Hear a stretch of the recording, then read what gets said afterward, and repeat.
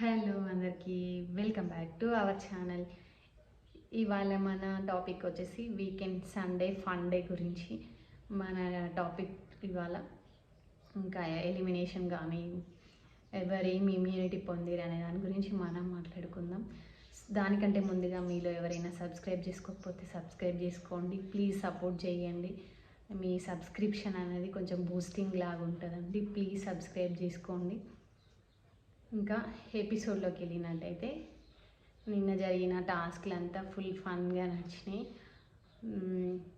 అందులో వచ్చేసి మాధురి తన ఇమ్యూనిటీని కోల్పోయిన దాంట్లో సాటర్డే ఎపిసోడ్ తర్వాత 5 మెంబర్స్ ఆ ఇమ్యూనిటీ కోసం పోటీ పడడం జరిగింది. దాంట్లో విన్నర్ తనుజ విన్ అవ్వడం జరిగింది. విన్ అయిన తనుజ ఇమ్యూనిటీ వచ్చేసి ఎవరినైనా నామినేషన్ నుంచి సేవ్ చేసే ఇమ్యూనిటీ తనుజకు ఉంది. ఇంకా ఇమాన్యుయల్ దగ్గర కూడా పవర్ అస్త్రం ఉంది.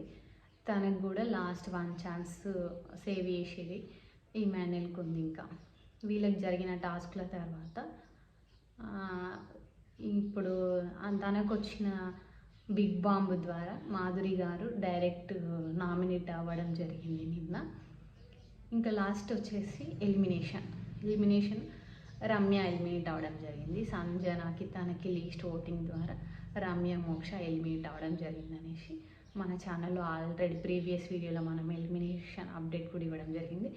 ఇంకొచ్చేసి నెక్స్ట్ ఎలిమినేషన్ తర్వాత రమ్య ట్రాష్ బిన్లో వేసినప్పుడు కూడా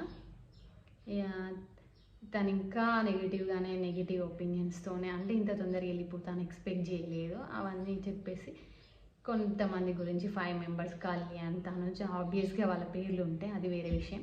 ఇంకా రీతుని అని వీళ్ళని ట్రాష్ బిన్ వేయడం జరిగింది. ఇంకా మెయిన్గా వచ్చేసి బజ్లో ఇవాళ చాలా బాగా అనిపించింది.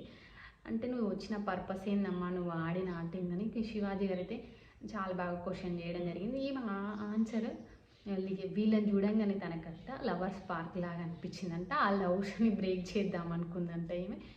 ఈమెకు నచ్చలేదంట.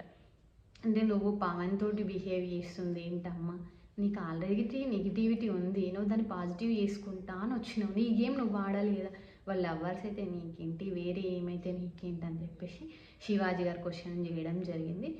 తినకు చూడాలనిపించట్లేదు అట్లా లవర్స్ లాగా ఉంటాయి అని చెప్పేసి తన వర్షన్ ఎక్స్ప్లెయిన్ చేయడం జరిగింది. అయితే శివాజీ గారు ఒకటే అన్నారు, ఒక అమ్మాయి మీద ఒక అబ్బాయి మీద ఎలిగేషన్ వేసేటప్పుడు ఆలోచించుకోవాలమ్మా, వాళ్ళ మీద ముద్ర పడితే అంత ఈజీ కాదు కదా అని ఆమెకు చెప్పడం జరిగింది. ఇంకా మాధురి గారి గురించి ఏంటి నీ బాధ అన్నప్పుడు తను నాలాగనే వాళ్ళకి అపోజిట్ ఉంటుండే, వాళ్ళతో పాటు కలిసిపోయింది అన్నట్టు ఈమె వర్షన్.